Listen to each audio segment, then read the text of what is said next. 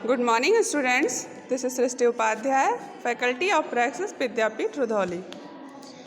बच्चों, हम लोग वाटर चैप्टर पढ़ रहे थे, जियोग्राफी का चैप्टर नंबर 5, जिसने मैंने आपको इंट्रोडक्शन बता दिया। वाटर क्या है, अर्थ पर 2/3 हिस्सा जो होता है वाटर होता है। यूनाइटेड नेशन ने वाटर को कंजर्व करने के लिए, वाटर को सेव करने के लिए एक डे भी बनाया है, इंटरनेशनल वाटर डे, जो कि 22 मार्च को मनाया जाता है हर साल। ठीक है, और आपको सिखाया गया था कि वाटर साइकिल क्या होता है। वाटर साइकिल मीन्स बेटा कि अर्थ से वाटर का एटमॉस्फेयर में जाना और एटमॉस्फेयर से फिर वापस चले आना प्रेसिपिटेशन के थ्रू। ठीक है, तो उसे क्या कहते हैं, वाटर साइकिल। तो इन सारी चीज़ों को हम लोगों ने डिटेल में पढ़ लिया है। आज पढ़ना है बेटा हमको वाटर कंजर्वेशन। तो वाटर तो आप जान रहे हो, जल या पानी, एंड कंजर्वेशन मीन्स होता है बचाना, सेव करना, क्योंकि वाटर बहुत प्रीसियस है हमारे लिए। वाटर बहुत प्रीसियस है बेटा, प्लांट्स के लिए भी और हम लोगों के लिए भी। जैसा कि हम लोग जानते हैं, हमारी बॉडी का जो 70% हिस्सा होता है, 70% हमारे शरीर में पानी होता है। ऐसे ही पौधों को भी अपना फूड बनाने के लिए बहुत इंपॉर्टेंट फैक्टर होता है वाटर, क्योंकि वाटर के बिना वो अपना फूड नहीं बना सकते। और हमको पता है कि प्लांट्स जो होते हैं मेन ऑटोट्रॉप्स होते हैं, प्रोड्यूसर होते हैं। प्लांट्स पर ही पूरी दुनिया टिकी है भोजन के लिए, क्योंकि हर्बीवोर्स उनको खाएंगे, हर्बीवोर्स को कार्निवोर्स खाएंगे, और ऐसे ही फूड चेन या साइकिल चलता रहता है, इकोसिस्टम चलता रहता है। तो इनडायरेक्टली इकोसिस्टम को मैनेज करने में भी वाटर का रोल है। ठीक है, तो कुल मिला जुला के वाटर हमारे लिए बहुत प्रीसियस है। तो वाटर को बेटा सेव करना बहुत ज़रूरी है, जैसा कि सेव भी किया जा रहा है, लेकिन कुछ लोगों को अभी भी नहीं पता होता है। वो लोग क्या करते हैं, बेहिसाब पानी को खर्च करते रहते हैं, बर्बाद करते रहते हैं, जिससे फ्यूचर में प्रॉब्लम क्रिएट हो सकती है। आपने पहला फिगर बुक का देखा होगा, तो उसमें दिया था कि कैसे फ्यूचर में रेगिस्तान हो सकता है, पानी की कमी हो सकती है, लोग पानी बिना मर सकते हैं। ठीक है, और कहीं कहीं पे पानी की बहुत कमी है भी आज भी। आप मुंबई में चले जाइए, बुंदेलखंड में चले जाइए, आपको समझ में आ जाएगा पानी की कीमत क्या होती है, क्योंकि वहाँ पे बहुत बार ड्रॉट वगैरह पड़ चुका है। बुंदेलखंड में तो एक बार बहुत भयानक सूखा पड़ा था। आप लोग पढ़ेंगे, अगर देखेंगे, न्यूज़ वगैरह देखते होंगे तो पता चल जाएगा। अब वाटर कंजर्वेशन में देखेंगे steps for water conservation. Water conservation करने के लिए हम कौन कौन से तरीके अपना सकते हैं। पहला है सबसे प्रैक्टिस रेन वाटर हार्वेस्टिंग। बेटा हमको पता है कि रेन वाटर जो होता है, बारिश का पानी, primary source of fresh water है। फ्रेश वाटर का मेन सोर्स या प्राइमरी सोर्स जो होता है वो रेन वाटर होता है। क्योंकि खारा पानी तो हम पिएंगे नहीं, बर्फ़ हमेशा पिघल के हमको मिल नहीं रहा है। कुछ वाटर का पार्ट, अर्थ पे दुनिया में जितना भी पानी है, उस पानी का कुछ पार्ट बेटा आइस कैप्स पे भी है। समझ लीजिए, सोच लीजिए, अगर वो आइस कैप्स सारे पिघल जाएँ तो और भी पानी हो सकता है ना। तो कुछ पार्ट तो बर्फ़ के फॉर्म में है, कुछ तो समुद्र के फॉर्म में है, तो वो सारा पानी तो हमारे यूज का है नहीं। तो फ्रेश वाटर का मेन सोर्स क्या होता है, रेन वाटर। इसीलिए हमको क्या करना चाहिए, रेन वाटर को हार्वेस्ट करना चाहिए, मतलब कलेक्ट करना चाहिए। जब भी बारिश हो तो हमको कोई बड़ा सा टैंक वगैरह लगा देना चाहिए, उसमें पानी इकट्ठा होता रहे। बाद में हम उस पानी से सिंचाई कर सकते हैं, अपना कार धुल सकते हैं, अपने घर की सफाई कर सकते हैं, बाहर अगर है तो उन सारी चीज़ों में हम लोग गार्डन वगैरह में उसको यूज कर सकते हैं। नेक्स्ट है, पहला पॉइंट तो रेन वाटर को हार्वेस्ट करें। दूसरा पॉइंट है fix leaky taps and don't let them run when not in use. कभी भी आपके घर में ऐसा होता है कि टैप्स जो होते हैं वहाँ से पानी गिरता रहता है, थोड़ा बहुत वो टूटा उटा होता है, लीकेज होता है उसमें, तो थोड़ा थोड़ा करके बहुत सारा पानी वेस्ट हो जाता है। और जब भी देखते हैं हमको काम नहीं रहता, हम ब्रश करते हैं, टैप्स को खुला छोड़ देते हैं, हम नहाते रहते हैं शावर का यूज करके, और बहुत सारा वाटर वेस्ट हो जाता है। तो ये सब हमको नहीं करना चाहिए। जब भी ज़रूरत है तभी टैप्स को ऑन करना है, या जो भी टैप्स वगैरह लीक्स हैं तो उनको सही करवाना है, उनकी मरम्मत करवानी है। नेक्स्ट है avoid wastage of water at home. घर पे हमको हमेशा पानी को वेस्ट करने से बचना चाहिए कि 1 बाल्टी पानी का काम है तो आप 10 बाल्टी नहाते चले जाते हो, बहुत अच्छा लग रहा है शावर लेते हुए। ठीक है, तो ऐसा नहीं करना है। Cut off the water supply to any areas in the home that is not in use. घर में बहुत सारे एरियाज होते हैं जहाँ पे वाटर की ज़रूरत नहीं होती है, लेकिन तब भी सप्लाई है, फालतू वाटर जा रहा है, वहाँ पे बह रहा है, बेकार हो रहा है। तो ऐसे कंडीशन में क्या करना चाहिए, जिस जगह पे वाटर की ज़रूरत नहीं है वहाँ से सप्लाई को रोक देना चाहिए। जहाँ पे ज़रूरत है बस वहीं पे। ऐसे सिंचाई करते टाइम भी आपने देखा होगा गाँव के लोगों को कि सिंचाई करते हैं, बहुत सारा वाटर ऐसे रोड पर बह जाता है, बहुत सारा वाटर साइड में बह के चला जाता है। ऐसा नहीं करना चाहिए, जितना ज़रूरत है उतना ही हमको करना चाहिए, क्योंकि वो वाटर कहाँ से निकाला जा रहा है, ज़मीन से निकाला जा रहा है, ग्राउंड वाटर है। एक दिन ऐसा हो सकता है ना, मान लीजिए सूखा पड़ गया, बारिश नहीं हो रही है, ग्राउंड वाटर भी ना रहे, तो फिर क्या होगा? लोग मरने लगेंगे पानी बिना। तो इसलिए क्या करना है, जितना ज़रूरत हो उतना ही यूज करना है। नेक्स्ट पॉइंट है use rain water to water the plants in the house. घर पे आपने जो पेड़ लगा रखे हैं, जो भी गार्डन वगैरह है, तो उसकी सिंचाई करने के लिए बेटा आपको रेन वाटर का यूज करना है, मतलब जो बारिश का पानी होता है। Never throw water away, use it for some other purpose. कभी भी जैसे घर पे सब्जी धुला जाता है, कपड़ा धुला जाता है, या कुछ ऐसा होता है हम कोई चीज़ सफाई वगैरह करते हैं तो थोड़ा सा गंदा पानी मिलता है। अब उस गंदे पानी को हम ऐसे ले जाके कहीं भी गिरा देते हैं, उसे गिराना नहीं चाहिए। किसी भी टाइप के वाटर को वेस्ट नहीं करना चाहिए, क्योंकि बेटा वाटर एक ऐसी चीज़ है जो कहीं ना कहीं वो मॉइस्चर ही देगा, ज़मीन में नमी ही फैलाएगा। तो उस वाटर को कहीं यूज कर देना चाहिए। आप ले जाके पौधों में डाल दीजिए, या कुछ बाहर जैसे होता है ना, हर एक एरिया आप किचन नहीं साफ़ कर सकते हो, लेकिन घर के बाहर की चीज़ें तो साफ़ ही कर सकते हो, अपना साइकिल धुल सकते हो उससे। ठीक है, नेक्स्ट है स्प्रेड अवेयरनेस अमंग पीपल। सबसे बड़ी बात है और सबसे कठिन बात है कि लोगों को जागरूक करना। हम तो समझदार बन सकते हैं, लेकिन अपने आसपास के लोगों को समझदार बनाना ये बड़ी बात है। इसीलिए आपको पता है ना कि यूनाइटेड नेशन में बार बार नाम ले रही हूँ कि ये बहुत सारे इंटरनेशनल डे बनाता है, बहुत सारी एजेंसियाँ हैं इसकी, क्योंकि इंटरनेशनल डे मनाने से, किसी चीज़ को हम किसी त्यौहार के फॉर्म में मनाते हैं तो उससे लोगों के अंदर बेटा और ज़्यादा जागरूकता फैलती है, लोग और समझदार हो जाते हैं। तो ये सारे स्टेप्स हैं वाटर को कंजर्व करने के लिए, वाटर को सेव करने के लिए। अब हम पढ़ेंगे ओशन वाटर के बारे में। ओशन वाटर क्या है? ओशन वाटर मीन्स जो सैलाइन वाटर होता है, जो खारा पानी होता है, उसके बारे में पढ़ेंगे। Oceans make up 71% of the earth surface and are connected to each other. Oceans जो हैं, आपको पता है पूरी दुनिया में 5 ओशंस हैं, ठीक है। और जो ओशंस है बेटा वो पृथ्वी का 71% पार्ट है। That's why earth is called a blue planet. Earth को हम लोग नीला ग्रह इसीलिए कहते हैं क्योंकि जब आप देख रहे हो ना 70% से ऊपर क्या है अर्थ पे, वाटर ही वाटर है। तो इसीलिए क्या कहते हैं, इसको ब्लू प्लैनेट कहते हैं। और सारे ओशंस जो हैं एक दूसरे से कनेक्टेड हैं। Oceanic waters are interspersed with many smaller marine bodies like sea, gulfs and bays. जो ओशियानिक वाटर होता है यानी कि जो सागर का पानी होता है, ये आगे छोटे छोटे पार्ट में और भी बढ़ा होता है। जैसे छोटे छोटे समुद्र, बहुत छोटे नहीं होते लेकिन फिर भी थोड़ा सा छोटा पार्ट कह सकते हैं, या कह सकते हैं गल्फ्स होता है, वे होती है खाड़ी जिसे कहते हैं, जैसे आपने सुना होगा बंगाल की खाड़ी। तो ये सारे छोटे छोटे पार्ट, जैसे नदी बहुत बड़ी है उसका छोटा छोटा पार्ट हो सकता है तालाब, ऐसे ही ओशन को भी छोटे छोटे पार्ट में डिवाइड कर दें तो वो क्या हो जाएगा, गल्फ, सी और बेज। आई होप आपको समझ में आ गया होगा। Look up the world map and locate various smaller marine bodies that lie between oceans.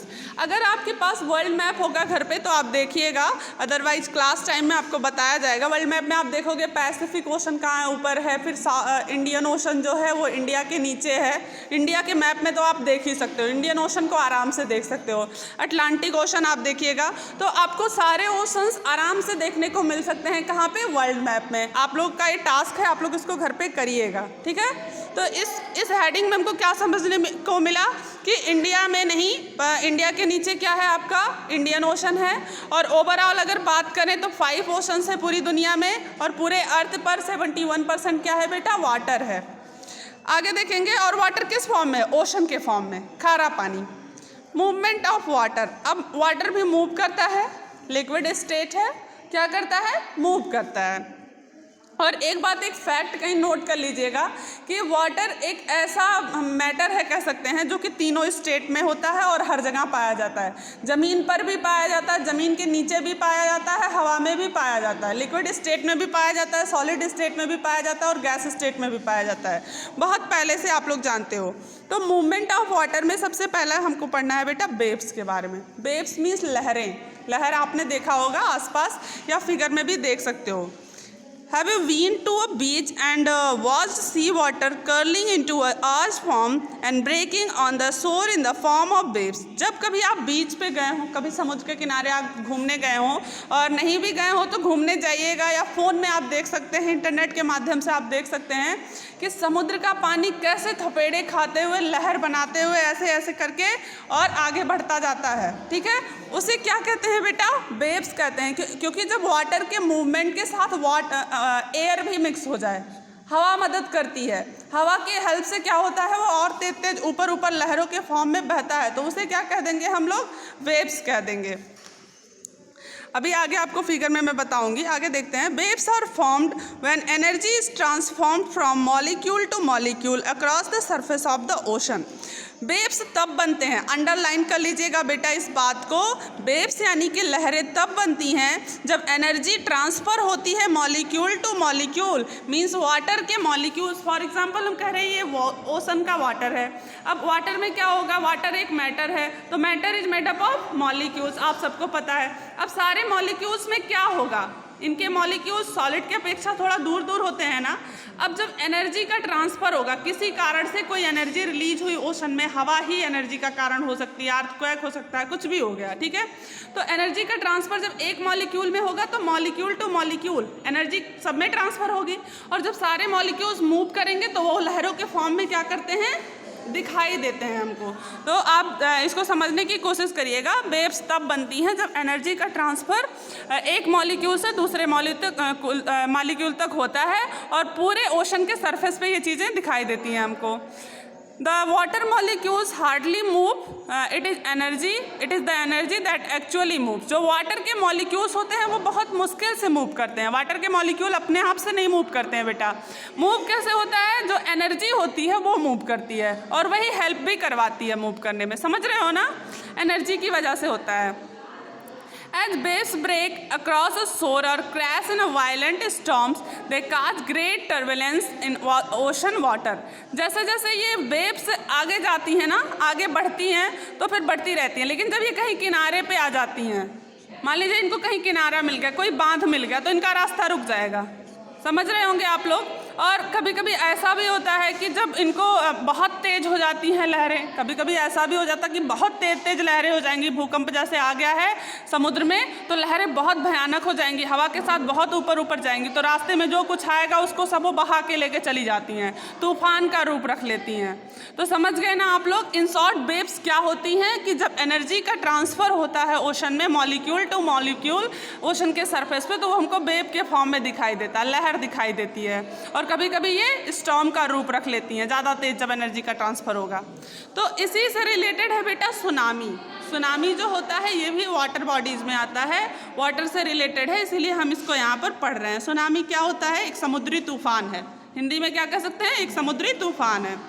Sometimes earthquake and volcanic activities deep down in the ocean floors give rise to gigantic waves. Gigantic waves means बहुत ही खतरनाक या बहुत ही भयानक लहरें। Gigantic means बेटा भयानक लहरें, ठीक है। तो कभी कभी समुद्र में क्या होता है, जैसे ज़मीन के अंदर से ही तो वॉल्केनो इरप्शन होता है, आपने पहले भी पढ़ रखा है कि कभी कभी वॉल्केनो जो होता है वो वाटर बॉडी में, पैसिफिक ओशन में आपने पढ़ा था कि रिंग ऑफ फायर है, वहाँ पे तो बहुत सारा वॉल्केनो इरप्शन होता रहता है। तो ये आपके लिए नई बात नहीं है, बस यहाँ पे इतना बता रही हूँ कि कभी कभी ज़मीन के अंदर जो वाटर बॉडी है, मान लीजिए, तो वाटर बॉडीज़ के अंदर ही अर्थक्वेक आ जाते हैं, साथ ही साथ वॉल्केनो इरप्शन हो जाता है, ठीक है। तो जब वॉल्केनो इरप्शन की वजह से या अर्थक्वेक की वजह से बहुत तेज तेज लहरें बन जाती हैं और वो आगे बढ़ती चली जाती हैं, तो इसको हम लोग क्या कहते हैं, सुनामी कहते हैं, ठीक है। तो सुनामी का रीज़न क्या हो सकता है, वाटर बॉडी के अंदर या तो वॉल्केनो इरप्शन हुआ होगा, ज्वालामुखी फटा होगा, या तो भूकंप आया होगा, और भूकंप की वजह से जो एनर्जी रिलीज हुई वो एनर्जी वाटर के मॉलिक्यूल्स में ट्रांसफ़र होती चली गई, और ट्रांसफ़र होने के बाद क्या हुआ, वो लहरें अपना आगे बढ़ रही हैं। लहरें तो रुकेंगी नहीं, पानी की लहरें तो रुकने का नाम नहीं लेंगी, वो आगे बढ़ती जाएंगी और तूफान के रूप में बर्बाद कर देंगी सब कुछ।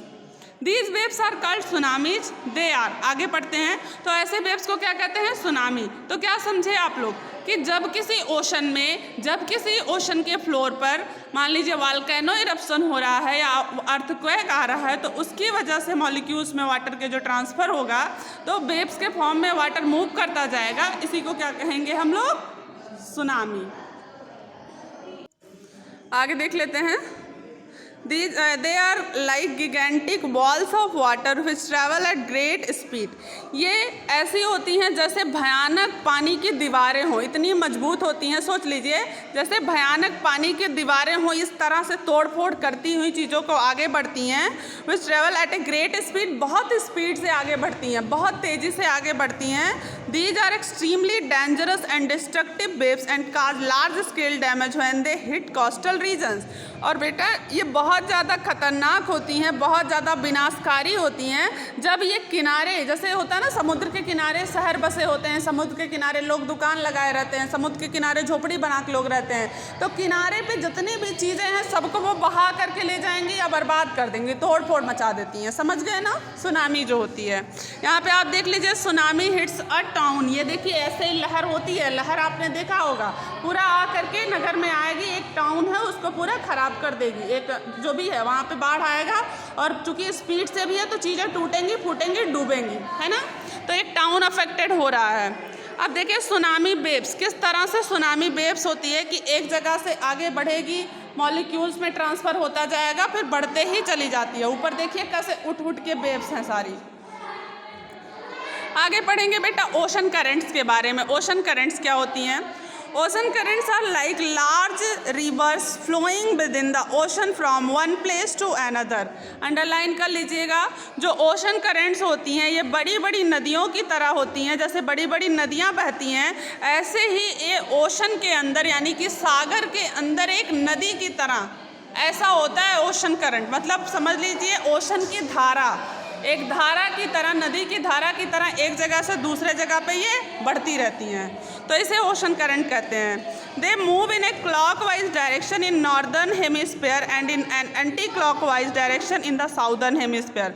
अंडरलाइन करिएगा इसे भी कि ये जो ओशन करंट्स होती हैं ये क्लॉकवाइज डायरेक्शन में नॉर्दर्न हेमिस्फीयर में यानी कि उत्तर के तरफ जाएंगी तो क्लॉकवाइज डायरेक्शन में मूव करेंगी, एंड साउदर्न हेमिस्फीयर में आएंगी तो एंटी क्लॉकवाइज में, उल्टा। समझ रहे हो आप लोग?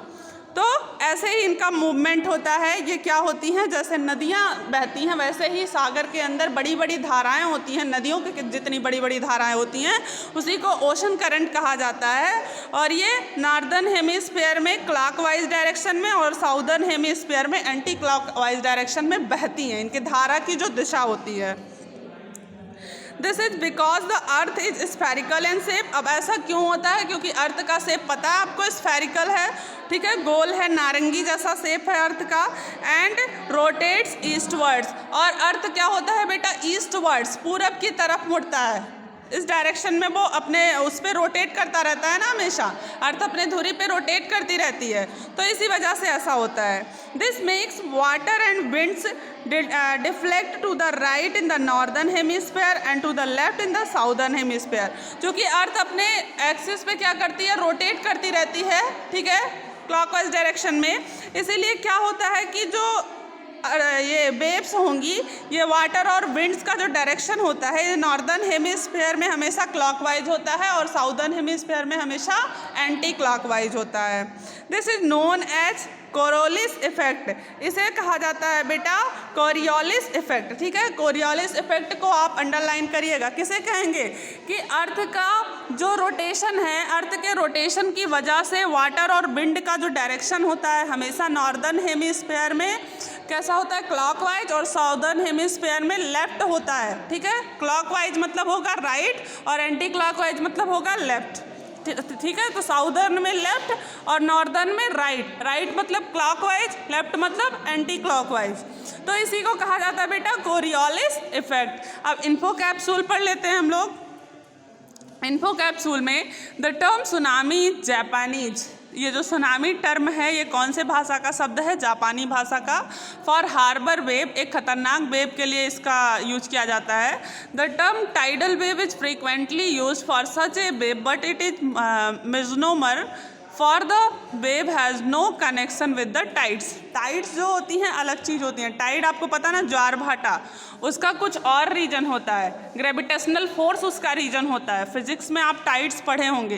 तो टाइड्स का अलग मतलब होता है। कुछ लोग सुनामी को टाइड्स से रिलेट कर लेते हैं, लेकिन ये सुनामी जो है ये अलग होता है और टाइड्स जो होते हैं अलग होता है, बस थोड़ा बहुत ये मिलते जुलते हैं, ठीक है। लहरें उसमें भी होती हैं, लहरें इसमें भी होती हैं, तो हमको मैच नहीं करना है। जो सुनामी होगा ये कौन सा वर्ड है बेटा? जापानीज भाषा का शब्द है जिसका मतलब होता है खतरनाक लहरें। आगे देखेंगे there are certain factors that cause the influence in the direction of oceanic currents they are. अब जो कुछ फैक्टर्स हैं, कुछ चीज़ें हैं जो कि रिस्पॉन्सिबल होती हैं, किस चीज़ के लिए रिस्पॉन्सिबल होती हैं? ओशियानिक करेंट्स के लिए। ओशन की जो करंट होती हैं, ये हमने पढ़ा ना कि बड़ी बड़ी धाराएं, नदी जितनी बड़ी बड़ी धाराएं उठ रही हैं। अब इसके लिए क्यों होता है, ऐसी धाराएं क्यों उठती हैं? नुकसान भी होता होगा, बह के जाएगी कहीं, किसी को नुकसान पहुंच सकता है। तो इसका रीजन होता है पहला बेटा डिफरेंस इन द टेम्परेचर। अचानक से टेम्परेचर अगर बदल जाता है, ठीक है, अंतर है या एक ही सागर में अलग अलग जगह पे अलग अलग टेम्परेचर है, तो उसकी वजह से ऐसी धारा बन सकती है, ठीक है। दूसरी बात है डिफरेंस इन सैलिनिटी।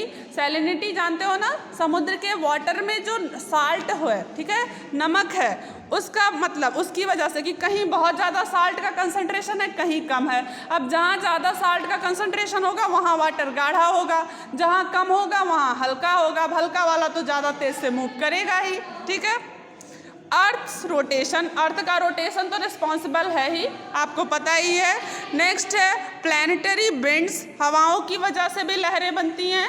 साथ ही साथ शेप्स ऑफ कोस्टलाइन, कोस्टलाइन जो किनारों का शेप है वो भी रिस्पॉन्सिबल होता है, किस तरह से किनारे हैं, ठीक है बेटा।